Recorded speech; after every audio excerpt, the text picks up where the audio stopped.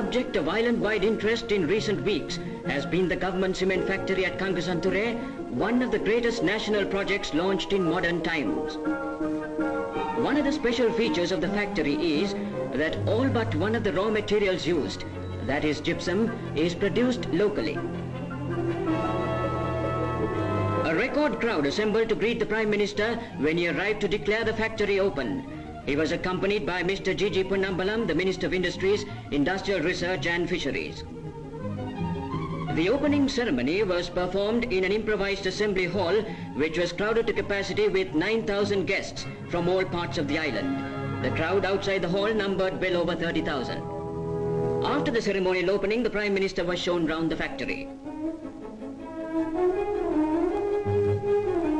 It was a bare few hours after the Prime Minister's tour of inspection that a part of the roof protecting the kiln collapsed unexpectedly.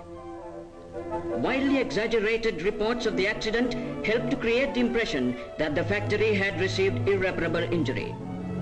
The true position of affairs is revealed in these pictures. What was at first feared by some to be a crippling blow is nothing more than a temporary setback caused by trifling damage.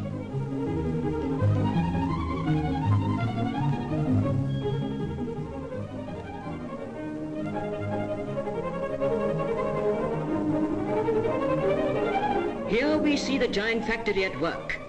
The diesel station, which supplies the power to the cement factory and which will shortly cater for the needs of the entire Jaffna Peninsula, is one of the largest diesel stations in the east. The station is equipped with 6 Merlis 750 horsepower diesel engines generating 450 kilowatts each and 2 850 horsepower engines generating 525 kilowatts each. 2 more engines will be added to the strength of the station shortly. When that happens, the power station would be in a position to supply electricity at cheap rates to the electrical department, which would retail current to meet the needs of the entire peninsula.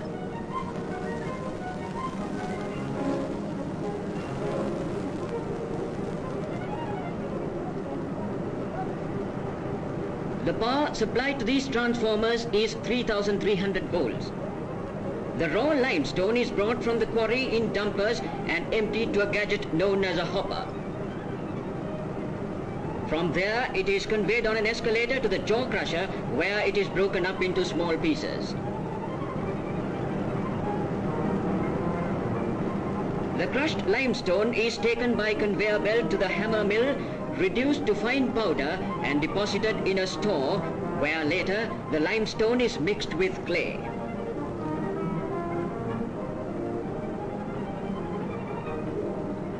Then, with the aid of compressed air, it is pumped into the raw meal silos.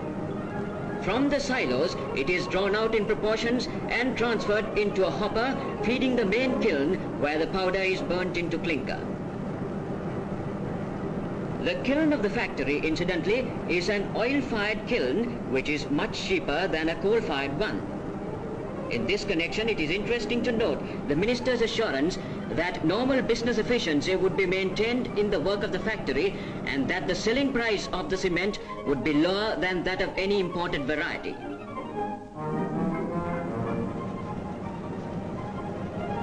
After it has been cooled, the clinker is again transferred into a hopper, mixed with gypsum and sent along to the cement mill.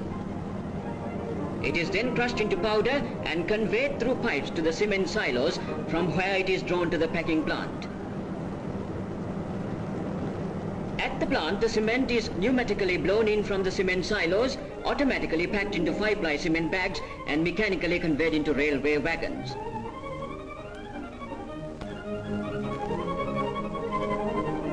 When the factory acquires better production conditions, which would be soon, its output would be 100,000 tons a year.